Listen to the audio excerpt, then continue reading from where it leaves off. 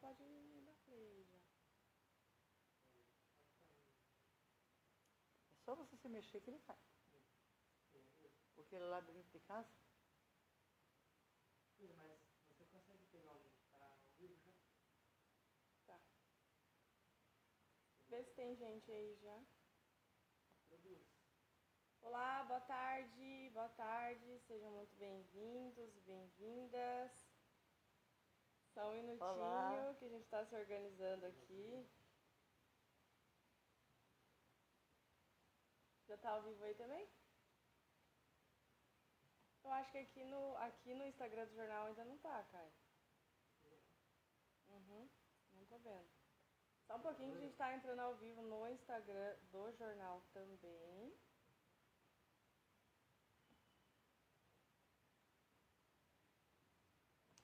Olá, sejam muito bem-vindos. Hoje é a última live aqui desse ano de 2021 no canal do Jornal do Oeste, do programa Cultura da Saúde. E por isso a gente veio para um lugar bem especial, conversar com uma pessoa bem especial que representa... Ah, tudo bem então. Que representa... A gente está tentando entrar ao vivo aqui no Instagram também. Não vai dar para dar o play? Eu te passo o meu celular, então, qualquer coisa. Estamos aqui em Toledo, no ateliê Artaia, da Edi Brau, que é artista já em Toledo, multiartista, há mais de 40 anos, professora de filosofia aposentada, produz tela, artesanato, muralista, literatura. Foi uma das fundadoras da ALT, do Clube da Poesia, Academia de Letras de Toledo. Uma pessoa que faz parte aí da história cultural da cidade. A gente está ao vivo no Instagram dela, na fanpage do jornal, e depois essa live salva vai para o Instagram também. Esse é o programa Cultura da Saúde. Esse ano eu já estive com a Edi conversando ao vivo pelo Instagram do programa, e a live foi tão legal, deu uma repercussão tão bacana, né? Pessoas de vários países assistiram. E a gente ficou tão feliz que decidiu conversar de novo e poder compartilhar um pouco mais da vida dela, das suas inspirações, das suas criações, e vir aqui pessoalmente no ateliê até para mostrar um pouquinho para vocês, já aproveitando também esse clima de final de ano, que são ótimas opções, né, de presente, para presentear e ter uma obra da Edi em casa. É realmente especial, tanto comprar, né, para se presentear, quanto presentear alguém. Depois a gente vai mostrar algumas opções também bem lindas. Tá? É um prazer estar aqui com vocês, espero que gostem. E eu esteja realmente inspirada hoje, depois de uma chuvinha dessa, né? Satisfação. Edi, fica à vontade para se apresentar para quem não te conhece em Toledo. Não sei se tem alguém que ainda não conhece a Edi. Tem muita gente nova, né? Está aumentando muito a cidade, eu acho que tem muita gente que não conhece. Mas eu vivo por gosto, faço o que faço por gosto. Eu sou Edi Brau, professora há 54 anos, dos 70 que eu tenho. E fiz uma trajetória na escola, basicamente terceiro grau, ensino médio e terceiro grau. Mas tive umas experiências também em escolas multisseriadas na infância. Fui professora já aos 11 anos. Então, viver para mim é uma arte. Já que o tema é a vida e arte no ateliê, eu considero viver uma arte. Mas como é que viver e arte se relacionam? Pelo modo, pelas escolhas, pelas atitudes, pelas inspirações, né? E o fato de ser mulher há 70 anos, olhando para trás, nós vamos trabalhar um pouco de memórias, nós temos algumas mudanças drásticas. Por exemplo, eu sou de um tempo em que a mulher ficava sempre em segundo plano. Eu me lembro que quando eu era menina, quem mandava na casa, eu morava com a minha avó, e quem mandava em casa era a avó. Mas quem aparecia socialmente era o avô. Então a minha avó dizia no quarto, Frederico, e dizia a ele tudo o que ele devia dizer na sala. Depois ela ficava um passo atrás. Essa história nunca me encantou, nunca gostei dessa história. Porque eu penso que homens e mulheres são homens e mulheres e devem estar par a par. Um auxiliar o outro, devem compartilhar, serem fraternos. Porque nos tornamos humanos na medida em que nos relacionamos. E se somos meio a meio, né, segundo a natureza, nós somos metades de uma mesma maçã, de uma mesma laranja, então é preciso que a gente se relacione no mesmo nível. Então, revendo essa história, né, e já que o tema é vida e arte, esse modo de viver, esse modo de ser representado, esse modo de emitir a palavra, de tomar posição, tomar atitudes, era, olhando para trás, vou fazer 71, foi um tempo que me pareceu grotesco do ponto de vista contemporâneo, porque as mulheres aceitavam isso passivamente. Mesmo que a minha avó fosse uma mulher mais desenvolvida do ponto de vista de saber o que queria, era uma mulher bonita, era uma mulher desenvolvida, apesar de ser analfabeta, era ela que tomava todas as rédeas da família, na educação dos filhos, na direção da vida mesmo. E nesse sentido, então, olhando hoje, a mulher assume todos os papéis masculinos, que não me agrada muito, inclusive.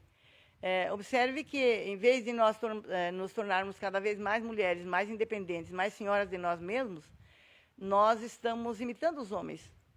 É só olhar os aspectos da violência. Um tempo atrás, a gente não estava nos quadros dos jornais de violência. Hoje estamos em todos os jornais fazendo a mesma coisa que os homens. E eu acho que a gente não veio ao mundo para fazer as mesmas coisas que os homens. A gente veio ao mundo para fazer as coisas do jeito feminino de fazer, do jeito, né, materno de fazer, do jeito mulher de fazer as nossas escolhas no mundo. Então, essa é Edith Brown. A minha trajetória é interessante, eu fui criada mais por mulheres. E eu venho de uma história que fiquei sabendo esses dias agora com a minha mãe, que a minha avó veio de Campo Bonito, de Santa Catarina, a Bom Sucesso, hoje Pato Branco, ou Vila Bonita, a pé. Botou os filhos na carroça, ela tinha 6 filhos, não cabia todo mundo na carroça, e ela veio a pé de Campo Bonito, Santa Catarina, até Pato Branco. E isso me reporta uma ideia de fortaleza, uma ideia de decisão, uma ideia de não permitir que as dificuldades a impedissem de ir onde ela quisesse ir. Meu avô tinha vindo para o Paraná 6 meses antes, e ela, com um filho de 6 meses, pegou e veio atrás dele. Era para ela vir quando ele mandasse buscar, né? Então, se uma mulher nessa época era capaz de tomar uma atitude dessa, de pegar, você vê, era matão, era estradão, e vir a pé de lá, com todos os riscos que isso propicia, né? Possibilita, era sinal que podia ter tomado as rédeas da vida. Então, esses modelos que foram constituindo a minha formação. Além de ter visto desde pequena que havia esses papéis diferenciados, eu penso que muitos dos papéis que as mulheres representaram ao longo da história culpam um pouco da educação. As mulheres educam os homens. E uma parte dos homens são educados como homens por uma mulher. É curioso isto. Então, eu cansei de ver, por exemplo, os rapazes sentarem na cadeira e os pais mandarem as meninas tirarem as botas. Eu acho hoje ridículo isso. Se não fosse por gentileza, simplesmente, mas por uma ordem de casa, quer dizer, por que as meninas tinham que tirar as botas dos rapazes? Porque eles eram os homens da casa? O que era um homem? O que é uma mulher, né? O que é humano? Então, a gente se constitui nas relações que faz. Então, ao construir a vida, eu fui também notando que era um modo de ver, era um modo de falar, era um modo de vestir. Por exemplo, um menino podia andar sem calça por tudo que era lugar, uma menina nunca. Hoje, olhando para trás, eu até tenho perguntado para minha mãe, quando tenho essas lembranças, e ela diz que porque nós tínhamos o corpo aberto, estava mais sujeito a pegar doenças.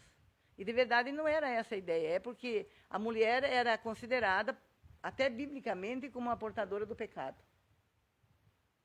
A mulher era que provocava os homens. Olha, os homens são sensuais, são viris. Se forem sadios, são viris. Se não forem, são também, de algum modo, né? Então, a educação sempre veio pautada por um respaldo religioso ou moral, ou de um conceito de mulher inferior, né? E isso é muito triste. Então, eu fui notando isso desde a infância e não peguei esse modelo para mim. Eu achei que deveria fazer a minha própria estrada, constituir o meu próprio modelo. E foi construindo assim. E fui crescendo, né? Com 11 anos eu já tinha 5ª série exame de admissão E houve uma experiência numa serraria, na região onde eu morava, que era a professora da escola multisseriada ganhou um nenê. E a criança tinha problemas e precisava de um substituto. E a professora da escola tinha 4ª série, para vocês terem uma ideia, ela dava aula de 1ª a 4ª série, com apenas a formação de 4ª série. Claro que ela era adulta, uma mulher desenvolvida. Então, ao ganhar o nenê e precisar ficar em casa, a inspetoria precisou achar uma professora. E foi procurar na região, o mais perto possível da escola, porque uma serraria, em geral, era 10, 12 quilômetros da cidade, da vila. Né? E uma serraria tinha, no máximo, uma capelinha e uma escola. E eu me lembro que ela esteve lá na serraria e eu estava na casa de um tio meu, que trabalhava na serraria.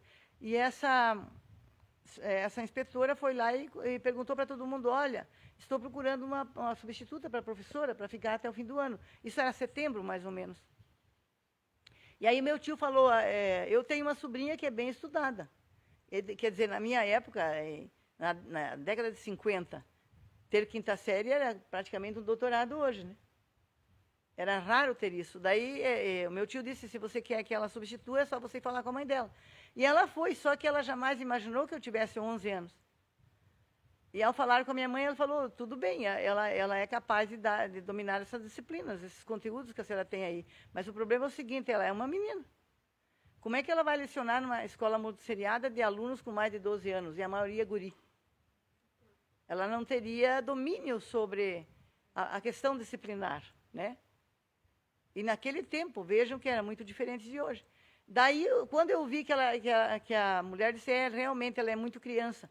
E eu a vi indo embora, eu corri atrás da inspetora e disse o seguinte, moça, mas eu tenho uma solução para essa questão da disciplina. Ela disse, qual a solução, meu bem? Você é apenas uma criança. Eu falei, mas eu estudei mais que a professora. Eu sempre fui boa aluna. Eu tenho uma sugestão, por que a senhora não manda uma mãe por mês, que a maior parte das mães aqui não sabem ler, na escola para cuidar da disciplina e eu cuido só de ensinar os conteúdos. E ela achou aquilo extraordinário no momento. Daí ela me convidou.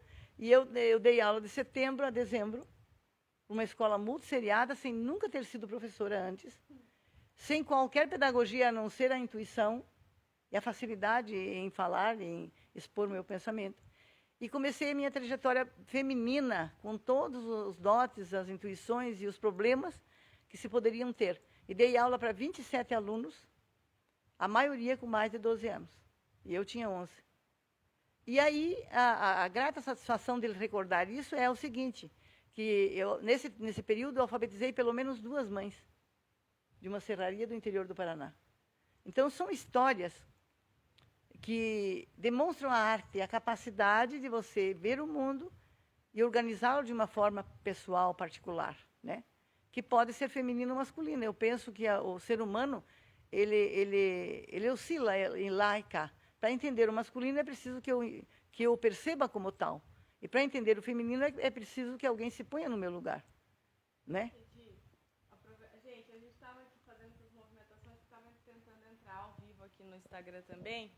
Mesmo a live ficando salva lá depois, a gente queria entrar ao vivo também pelo Instagram do jornal. Agora sim, a gente conseguiu se organizar melhor aqui. Estava dando falha na conexão da internet. Já tem uma galera aí escutando, muita gente já conhece a Edi, e ouvindo o que ela estava falando agora, que com a arte também foi assim, né? Porque nossa última live você estava contando sobre esse processo de se tornar, se reconhecer como artista e começar a produzir arte, e o que era esse fazer artístico, né? E aí foi bem semelhante a isso que você contou, que foi essa maneira natural, orgânica, intuitiva, criativa, de ir pegando tudo que estava ali à sua volta, o que tinha, né, naquele momento, né, de material, e começar a criar, começar a experimentar, até chegar hoje, né, nesse patamar que você chegou, de ser mesmo uma referência para muita gente, né, no sentido de criar, de inspirar, de educar, de metodologias, né, para quem quer se desenvolver com arte, principalmente a tela e a pintura. E aí você falou isso, eu fiquei lembrando também do que estava dizendo na nossa última conversa, até se vocês quiserem conferir, quem não viu, Lá no Instagram do Programa Cultura da Saúde está salva a live com a Edi, que foi uma das lives que mais deram repercussão esse ano, que foi realmente muito legal. Vários professores pediram a live para mostrar para os alunos na aula de arte, de estética, porque a Edi falou muito sobre isso, né? Sobre o que é arte, o que é esse fazer artístico, essa noção estética sobre o mundo, sobre as coisas, que às vezes a gente acha que está tão distante de nós, né? Você entender o que é arte, você apreciar um espetáculo, uma exposição artística, ou você ter uma noção do que é estética e de usar isso na sua própria vida, no seu dia a dia, e o quanto que isso faz diferença também, né, essa noção, em tudo. Não só para quem quer se tornar um artista ou criar alguma coisa, mas em qualquer profissão, né? Acho que é importante, até no modo de se vestir, de se posicionar. Tudo é uma estética, né? E você, só para também complementar aquilo que você falou, quando você chegou aqui, né, você era essa mulher, né, que era uma professora de filosofia, mas primeiro como estudante de filosofia, depois como professora, depois como artista, que naquela época também era algo muito novo, né? E você veio rompendo sempre padrões, né, quebrando paradigmas, fugindo da regra. Talvez eu não viesse rompendo padrões, eu vim escolhendo entre o que tinha possível algo que parecia absurdo no momento. Eu não me espelhei. Não, a minha avó era uma mulher bonita, uma mulher decidida, a minha mãe me protegeu, não me vendeu, né? Eu fui até, a minha mãe teve até uma proposta de me comprar, de me vender. Alguém ofereceu 28 cabritos por mim. A minha mãe disse, ela não é bicho para ser vendida, né? Isso, não, então, já vem por aí, as pessoas escolhem os seus modos de encarar o mundo, né? E esses modos de encarar o mundo não é uma técnica, é uma arte. Quando você olha ao redor e do que tem, você seleciona o que você quer, você está sendo artista. Você não, às vezes não lhe agrada o que está ali. O bem que você quer, o sucesso que você quer, o prazer que você quer, a beleza que você quer atingir enquanto pessoa, enquanto ser da natureza, talvez não esteja já posto. É preciso ser descoberto. Então, o viver é um ateliê. O mundo é um ateliê e a vida é uma arte. Você vai escolhendo daquilo para se fazer. Você não nasce pronto. Você nasce capaz, mas não habilidoso. A habilidade você tem que ir adquirindo no treino, na repetição, na revisão, na crítica dos costumes, não é? Então, eu aprendi desde cedo a me afastar um pouco. Veja que coisa curiosa, vocês podem pensar que eu sou extremamente extrovertida, eu sou tímida, muito tímida. Eu aprendi isso. Eu aprendi que se quisesse fazer alguma coisa, tinha que ter coragem. Eu me lembro que as primeiras declamações que fiz eram muito crianças, 4, 5, 6 anos, eu ficava tremendo de medo. Né? Mas a minha mãe dizia, faz de conta que é tudo cabeça de repolho. Ela dizia, olhe para a plateia, olhe fixo para a plateia e pense. Não é gente que está ali, são cabeças de repolho.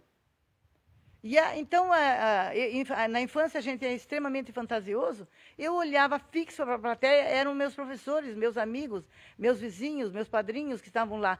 E ao olhar fixamente, eles iam se transformando pouco a pouco em cabeças de repolho. Aí eu podia fazer qualquer coisa em cima do palco. E transformei a vida deste modo também. Quando as coisas eram muito difíceis, respirava fundo e transformava tudo em cabeça de repolho. Essas cabeças de repolho, de verdade, era uma forma de me permitir, por um certo tempo, ser eu mesma lá onde eu estava. Fosse no palco, fosse na sala de aula.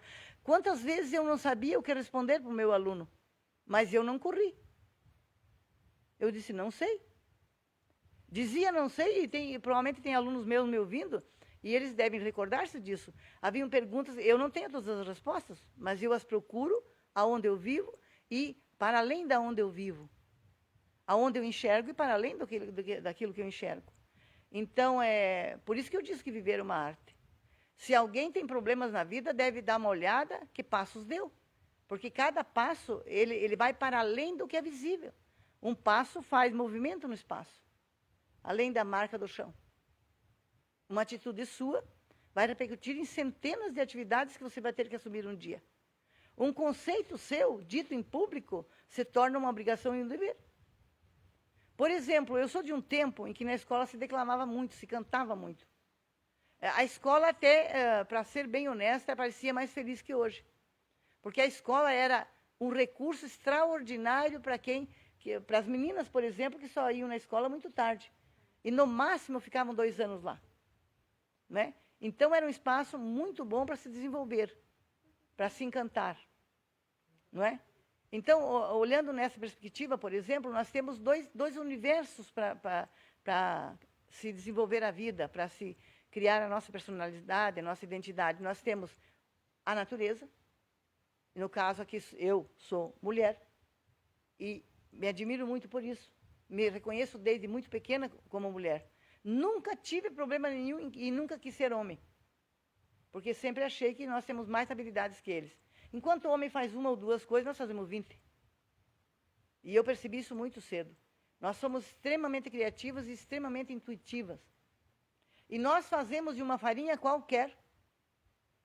Se não houver o fermento, nós criamos o fermento. Se vocês olharem a história da humanidade, a história da evolução, onde a mulher ficou no privado, e o que foi que ela fez lá? Aproveitou o que tinha. E isso deu a ela uma capacidade de inovação extraordinária. Às vezes, ela só tinha farinha. E fazia um pão ázimo. Às vezes, ela não tinha farinha, mas tinha grãos lá fora na natureza. Ou tinha flores no jardim. E ela transformou essas flores em comestíveis. Ou em perfume. Ou em vestido. Ou em enfeite. Não é?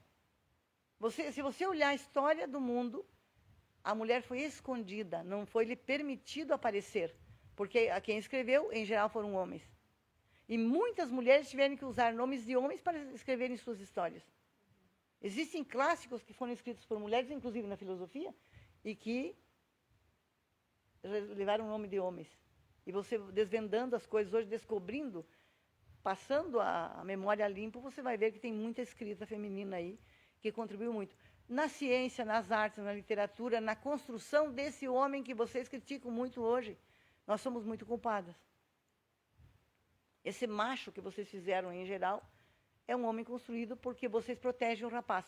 Eu me lembro que, na história da minha família, da minha família, do João, né, que nós constituímos, quando o meu filho mais velho fez 11 anos, ele começou a estudar à noite no Castelo Branco, porque ele fazia mecânica.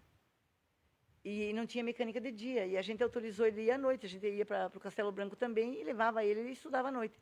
E quando a minha menina foi para o 2º grau, ela tinha 13 anos. E ela também queria estudar à noite. Ela falou, por que eu não posso?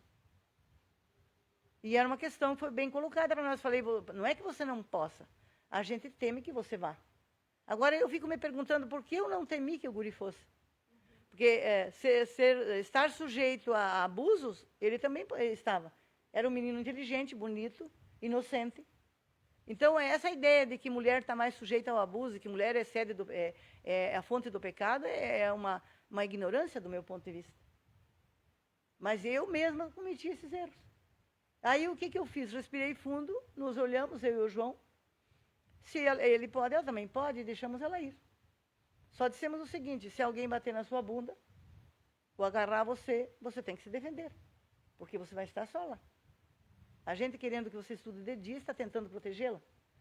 Mas eu acho que essa proteção é errônea. Devemos ilustrar a menina, informá-la e treiná-la a tal ponto que ela possa, de igual para igual, se defender. Não é só a mulher que é sujeita aos abusos. Olha a história de Toledo aqui, olha ao redor. Olha a história da humanidade. Né? Olha o abuso dentro de casa. Olha a história da pandemia, que horror. Eu fico horrorizada quando penso nisso. Então, mas ainda, nós mulheres, em vez de recuperarmos os valores, as habilidades, os conceitos, revisarmos a nossa própria condição e valorizarmos esse status, nós estamos copiando os homens. Na minha experiência e na minha ignorância, não é esse o caminho.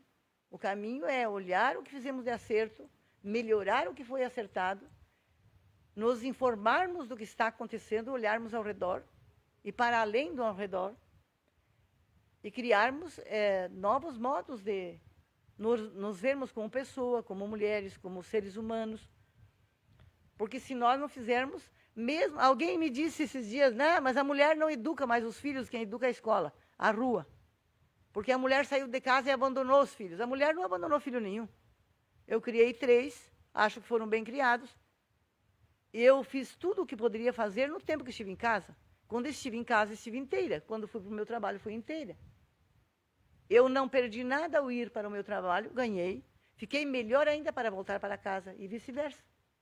Esses caminhos são os caminhos que eu tracei como arte de viver, como arte de bem viver. Aceitei a crítica. Apesar de se incomodar um pouquinho, eu não sou muito humilde, né? Acho que a crítica ela faz nos revisar certas posições, certos conceitos. Então, entrando no tema da vida como arte e o mundo como um ateliê é um lugar de experimento, onde você experimenta de tudo e vai selecionando aquilo que melhor se adequa a cada material e a cada conceito, projeto que você tem, né? E esse foi o caminho que fiz. E, de verdade, eu posso dizer tranquilamente que faz 71 anos que eu faço arte. Não faz só 50. Porque o primeiro barro, o primeiro picumã, o primeiro vestidinho que eu rasguei para ver como é que ficava, o primeiro vestidinho que eu ergui para mostrar as pernas, né? Eu me lembro de um fato que é muito curioso. Eu devia ter uns 12 anos e eu tinha que declamar. E eu só tinha dois slack. Na época, a bermuda, não, a calça comprida, chamava-se slack. Né? Do tempo do zíper. Hoje é zíper, mas era reco na época, chamava-se reco. E eu me lembro que eu precisava ir declamar no cinema. Ou cantar, era cantar, eu acho. Eu tinha um programa de calor no domingo. Eu não, tinha um programa de calor no domingo e eu gostava de cantar lá porque ganhava os eletrodomésticos. E aí eu não tinha com que roupa ir. Mas eu tinha 2 slacks. Um era xadrez e um era liso. O que eu fiz? Abri o slack no meio, peguei a perna de um, costurei no outro e fui com uma perna xadrez e uma lisa. E o curioso é que as pessoas do cinema, que eram uma garotada da minha idade, quando eu entrei no palco, eles aplaudiram. Em casa acharam ridículo.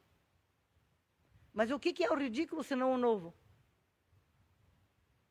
E aí eu cantei lá, na semana seguinte, metade da gurizada da cidade, os que tinham um pouco de autonomia, os meninos, tanto meninos como meninas, que tinham um pouco de autonomia em casa, porque vejo que as crianças não mandavam nada naquela época. Eu tinha um pouco de autonomia porque eu não tinha ninguém mandando diretamente. As minhas orientações sempre eram indiretas. Eu morei sempre na casa dos outros, então eu tinha dupla orientação. A da casa onde eu morava, que nem sempre era o meu critério, e daqueles da onde eu vinha. E o meu olhar sempre atento em todas as pessoas, tudo que aparecia de novo, tudo que parecia ridículo, tudo que parecia impossível. Eu sempre fui uma mulher a achar que o impossível não existe. O impossível é um tempo que se dá para que aquilo seja percebido e aceito. E aí estava meia cidade vestida de slack, com a perna de um jeito e outra de outro. Hoje é moda. E quem sabe eu não fui uma das que ajudou esse mundo aí a estar vestindo as coisas tão coloridas como tem hoje. Quando que um homem vestiria uma blusa cor-de-rosa no meu tempo? No meu tempo eu não morri ainda, né? No meu tempo é hoje. Mas quando eu era mais jovem. Eles achavam que era uma questão de safadeza. Ou que era uma questão de o cara tinha desmunhecado. E não tem nada uma coisa a ver com a outra. A roupa não tem nada a ver com a personalidade e com a competência. E com o desempenho sexual ou moral ou religioso, ou seja lá, profissional que a pessoa tem. Ele pode estar nu e fazer bem feito o seu serviço. Não é? E às vezes as pessoas dizem, não, mas como é que você conversa com os homens do mesmo jeito que conversa com as mulheres? Olha, eles são pessoas. São seres humanos. Eu dei aula 5 anos na economia, tinha 105 homens. Eu era a única mulher lá dentro. Ninguém me agrediu. E se eu fiz, eu não me lembro. Se alguém fez isso, eu devolvi na mesma medida. Nunca olhei para eles como se fossem melhores ou piores do que eu. Estávamos lá para fazerem acordos. Eu para mostrar o que sabia e eles para aprender se quisessem. E foi o que eu fiz. Provavelmente eu aprendi muito mais do que ensinei. Mas foi uma boa experiência. Não fui lá para mostrar meu corpo, porque o meu corpo já estava definido para quem deveria ser. Né? Isso já estava decidido. Eu me casei aos 19 anos, aos 21 já tinha 3 filhos. Essas soluções eu já tinha dado para mim. Eu tinha feito minhas escolhas. E acho que as fiz bem, que estão durando até hoje. Né? Não tenho problema nenhum para resolver nesse âmbito. Então, voltando à questão. As pessoas, eu tenho visto as mulheres, muitas delas, perderem um pouco esse foco da arte de viver, da arte de ser mulher, da arte de ser gente, né? E as tenho visto perguntarem, não, mas e a questão da negritude, a questão da violência doméstica, a questão do abandono do lar. Cada coisa dessa, quando eu olho, você tem que olhar de um certo ângulo. E quando você olha de um ângulo, você esconde muitos outros. Então, o mais saudável, quando você vai fazer escolhas, é que você olha de diferentes ângulos. E não só olhe mais o que lhe convém, ou mais fácil, ou mais brilhante, ou de mais sucesso. Você olha o que é mais durável, ou que realiza você de uma forma melhorada, e que não prejudica os outros, de preferência. Não é? Então, o fazer humano é um fazer artístico. E ele é necessariamente um fazer natural, um fazer reflexivo, um fazer filosófico. O que distingue o homem dos animais é ser capaz de repetir o pensamento. De pensar o pensamento. Os bichos eu acho até que pensam. Eu nunca entrei nesse mérito. Mas eles, talvez seja mais limitado o seu pensamento mais curto, porque a linguagem deles é também diferenciada. Mas penso que todo ser vivo tem alguma fala, uma forma alguma de pensar. Mas um pensar, claro, diferenciado nos limites do seu métier, da sua competência, da sua natureza. Né? E eu penso que o homem, por ser capaz de pensar e poder retomar o pensar o próprio pensar, ele tenha se desenvolvido em outros âmbitos que os outros animais não fizeram e as plantas talvez não. Talvez não. Não posso afirmar porque não entrei nesses méritos, não estudei isso. Porque eu fiz ciências antes da filosofia e eu também entrei um pouco nesse mundo das coisas, de como o mundo acontece, de como o mundo é. Né? O mundo não, a natureza. O mundo é nosso, o mundo é humano.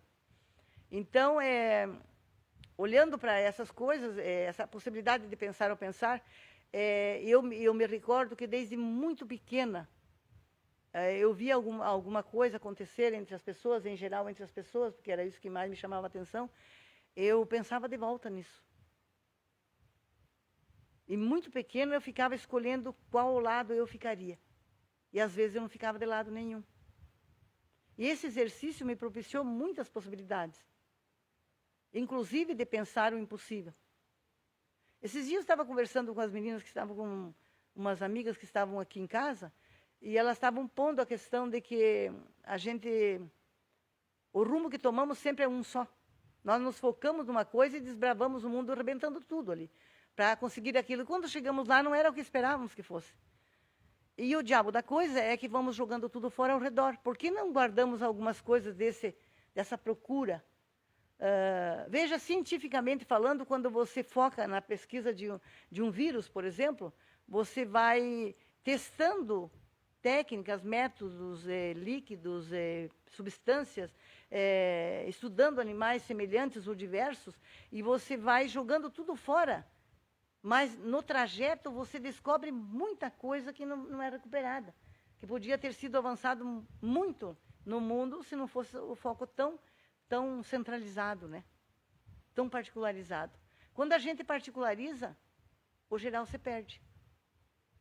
Quando a gente generaliza, o particular se perde. E eu acho que transitar entre um e outro nos produz mais, nos identifica mais, nos possibilita muito mais coisas. Não só coisas no sentido de ter, mas mais habilidades, mais intuições, mais conceitos, mais parâmetros para nos recolocarmos, né? Então, eu penso, olhando a vivência, né, enquanto arte, enquanto o mundo, enquanto um ateliê, né, e a própria natureza, que é hora agora, porque você vê a natureza como está, no limite, o ser humano nessa violência toda. Afinal, o que nós queremos? O que é prazer, o que é felicidade, o que é sucesso? O sucesso não é o que os outros dizem de você, mas aquilo que você sente como você, que fez bem, fez o melhor que pôde nas circunstâncias. O que é beleza? Não seria muito mais um acordo entre o estado espiritual e o estado físico? Eu me acho bonito aos 70, porque vivi bem os 15, vivi bem os 12, vivi bem os 30. Em cada fase eu curti aquilo que eu tinha. Porque, afinal, é a matéria-prima primeira que eu tenho, é o que eu sou. É até curioso falando isso, porque a nossa geração, eu percebo que a nossa geração tem esse medo, né, do envelhecimento. Hoje a indústria da estética, da beleza, o mercado que mais tem crescido e faturado é o mercado dos procedimentos estéticos, né? O botox, o preenchimento, as pílulas, medicação para rejuvenescimento. E é esse medo, esse pavor de mostrar o cabelo branco, da marca de expressão, de ser natural e de aceitar essa natureza, né, em nós. E a gente isso se tornou um problema, né? Mas é como eu digo, você vai escolhendo os conceitos e depende no que você está se espelhando. Eu acredito que as pessoas não deviam se espelhar, deviam refletir. Elas pensarem o seu pensamento, elas olharem para si mesmas, o que eu fui, o que eu sou, o que eu poderia ser, afinal, além daquilo que eu sou. Veja que a vida é um lance. Ela é tão curta para você ficar se bobeando, né? Isso é uma bobeira.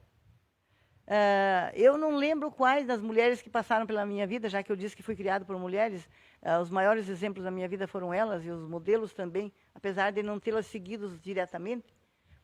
Mas alguém me disse certa vez o seguinte: você deve querer o que tem. Buscar mais, é claro. Buscar melhorar o que tem, mas não destruir, desestruturar o que você tem. Porque se você destruir, por exemplo, você põe um botox, não é mais você. O que você tem lá dentro é um botox, não é as suas células que estão ali. Você pode pôr um brinco, você não altera o seu status. Você melhora ele. Você pode embelezar, você pode dar cremes, fazer massagens, fazer exercícios, ginástica. Isso tem a ver com bem-estar, então beleza também tem a ver com bem-estar.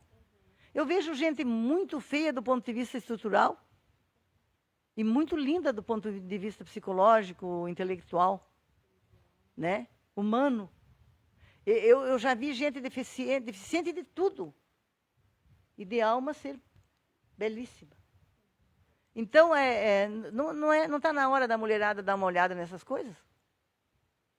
Tem mulheres com 50 anos vestindo roupa de menina de 10. Aí não querem que os caras agridam e que, né? Claro que eu acho que elas têm direito de andarem como quiserem. Quiserem andar nuas também, tudo bem. Eu aceito, Edi Brown. Porque para mim não vai alterar em nada. Eu até posso elogiar se vir alguma coisa bonita e dizer, olha, tem alguma coisinha errada aí. Eu sou capaz bem de olhar de cima e embaixo e sem sentir desejo, inclusive. Ou, talvez, quem sabe. Né? Então, essas coisas precisam ser recompostas. Você tocou da indústria da beleza. É o que mais vende hoje e é o que vai progredir por muito tempo. Porque a internet, e a gente se retrata naquilo que é de posse, né? O que eu posso ter? Porque o cantorzinho lá é hiper maquiado, veste a roupa da moda, né?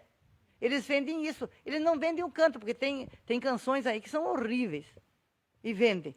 Mas tem canções lindíssimas que o cantor é feio e vende. Existem parâmetros diferenciados, depende do que se escolhe. E outra, eu penso que as pessoas têm idades. E as idades têm prazeres. E os prazeres têm limites. Né? O que eu gostava aos 12 já não me agrada mais hoje.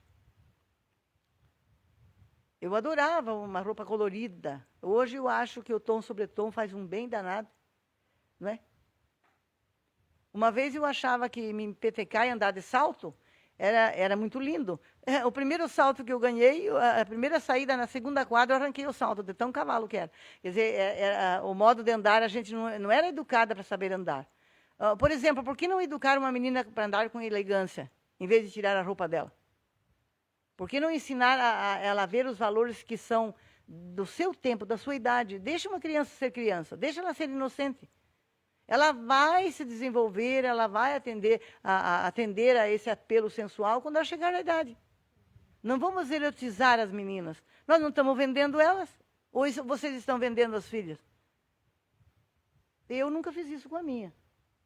Não vendi nem os meninos e nem a menina. Eu acho que eu as deixei crescer. Às vezes até um pouco soltos demais, às vezes eu segurei demais, mas eu fiz exatamente o que acreditava ser possível. Então, existem parâmetros que precisam ser reconsiderados.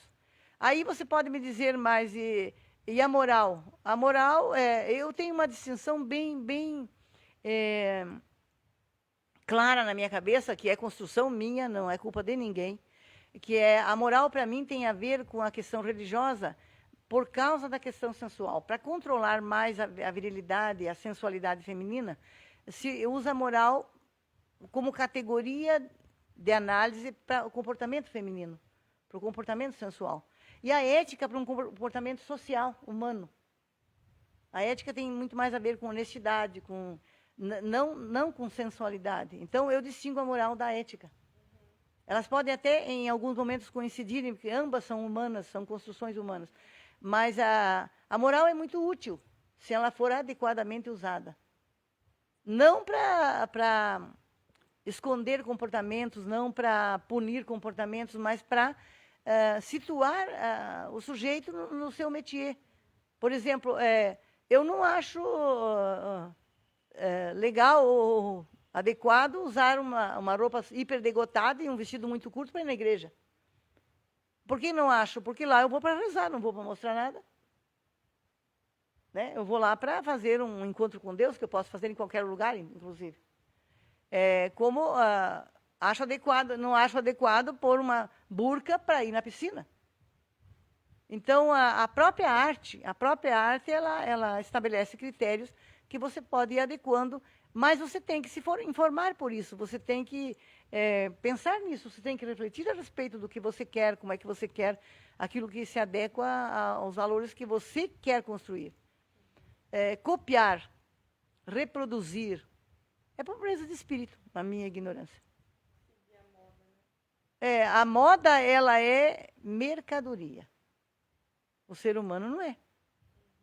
E é tão curto para você ficar perdendo tempo para se vender, é tão barato, né? Se um dia você tiver que se vender, então você venda pelo menos por um bom preço. E o preço, às vezes, não é dinheiro. O preço, às vezes, é prisão, solidão, desespero, desencanto. O preço como é que a gente chama essa doença contemporânea? Essa que as mulheres têm muito? Depressão. O que é uma depressão? É um buraco. O que é um buraco? Quem é que aplana a sua vida? Quem é que dá perspectiva à sua vida? Quem que abre as possibilidades? A visão que você tem de você mesma. Ninguém vai te fazer feliz. Pense nisso. Se você não souber onde quer ir. Se você não souber o que felicidade é para você. Então, é por isso. Então, esse viver e a obra, por exemplo, eu fiz a mesma coisa na arte. Eu transitei por todos os materiais. Você pode, eu fui do barro à madeira, eu fui da banha ao picumã, eu fui do papel à tela. E eu percebi, por exemplo, que a arte não tem nada a ver com esse material. A arte tem a ver com a habilidade que eu desenvolvo quando utilizo esse material e o efeito que esse resultado da união entre a minha habilidade e esse material faz quando acabado. Então, e a vida tem disso. Você é produto da sua arte. Se você quer só refletir, então compra um espelho. Agora, se você começar a pensar em si mesmo, de repente, os caminhos podem ser mais planos. Né? Tem até um texto bíblico, eu não sou muito religiosa nesse sentido, mas de vez em quando me lembro de uns trechos, que o Cristo dizia, aplanai as veredas. Né? E de repente você pode saber por onde andar. E não perca as referências, volte lá. Alguém me disse esses dias, puxa, mas eu fui abusada. Mas foi? Já não é mais? Ou ainda é? Ou está se deixando ser? Mas eu tenho motivos para ser uma desgraçada, mas Eu não acho que você tenha motivos, olhando de fora para dentro, né? Mas se você acha, e se você continuar acreditando nisso, pode ter. E se não tem, vai criá-los. Não é? Não sou psicóloga, nem psiquiatra. Eu sou apenas uma pessoa que viveu cada momento da sua vida, ardeu em cada momento da sua vida e sentiu gosto pelo que fez em cada momento. Se doeu, deixei doer, sentir a dor. Se gostei, gostei. Não me impedi dessas coisas. Mas também não eliminei as possibilidades que iam correndo ao redor. Porque a liberdade corre solta, gente. Ela corre ao redor da gente. E ela só é usufruída se for exercitada. Agora tem que ter peito, não esses aqui, que a gente nasce. Coragem. Mas se é para sofrer mesmo, então por que não sofrer por uma boa causa? Né? Se é para ser judiado, por que não ser judiada por uma boa causa? Então, decida para onde vai, que você vai andar melhor. Então, falando de arte, né? No transitado, por exemplo, de uma tela, um dia eu percebi que não era tela mesmo. Aí as pessoas valorizam muito a porcelana. Fui para a porcelana, não mudou nada a minha atitude em relação ao material. Ele é um material disponível na natureza. E se não for, posso transformá-lo em disponível. Posso disponibilizá-lo desde que o prepare para isso.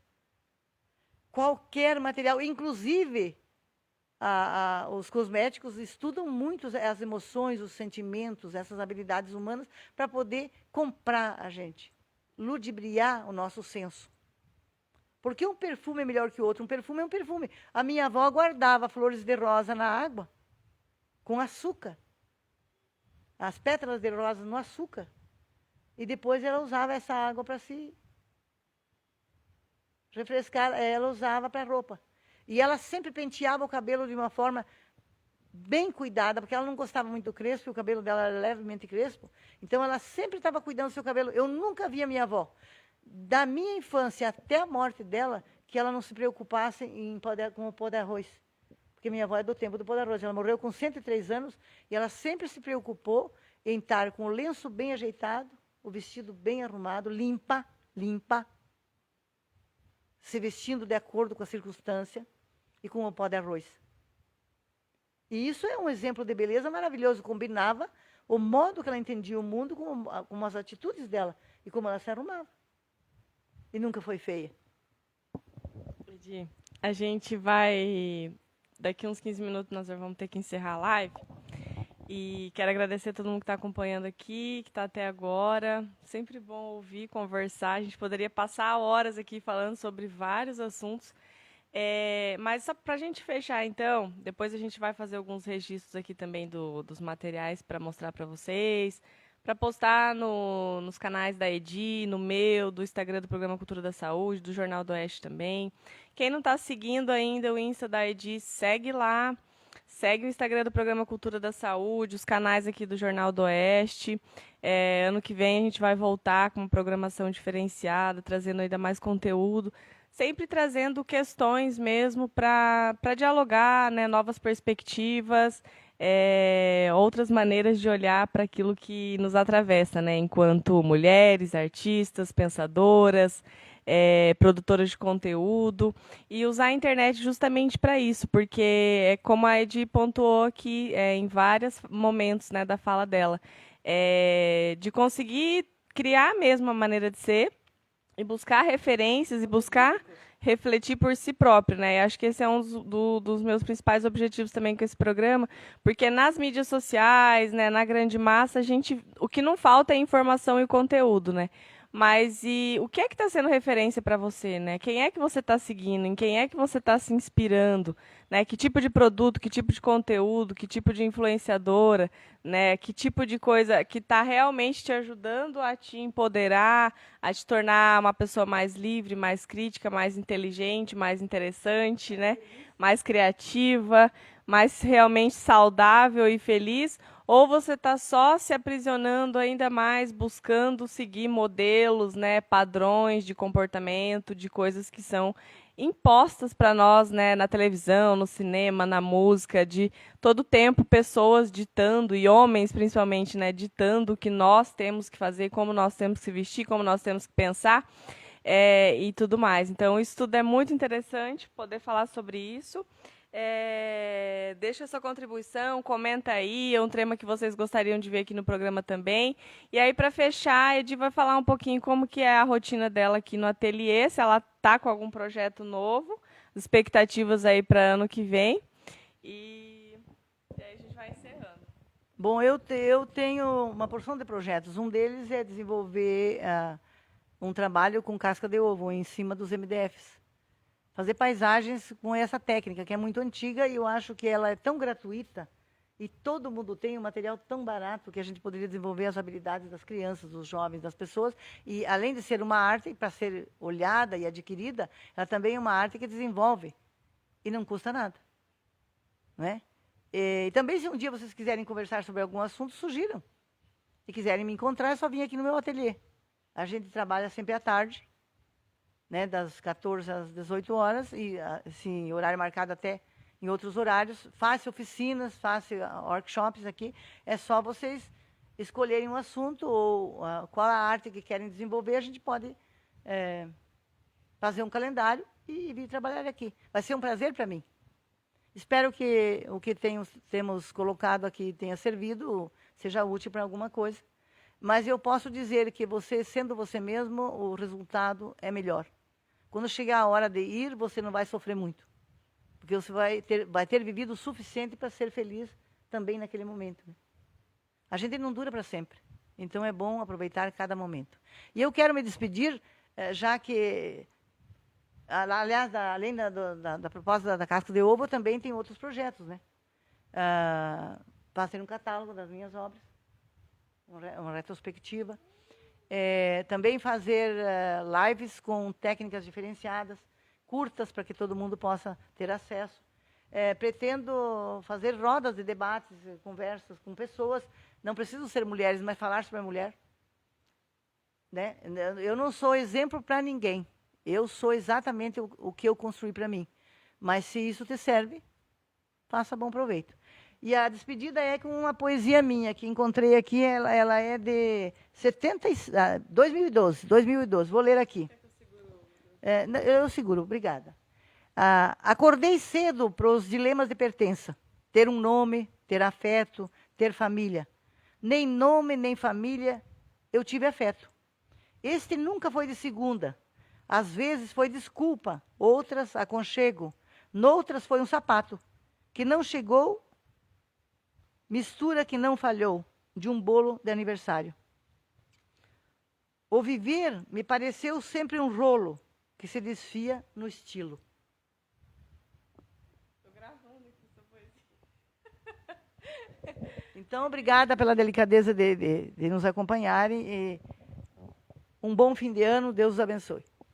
Amém. Até ano que vem, bom final de ano para todo mundo. Agradeço muito de coração a todos que seguem, acompanham de alguma forma o programa Cultura da Saúde, que assiste às lives. Deixa um like, compartilha.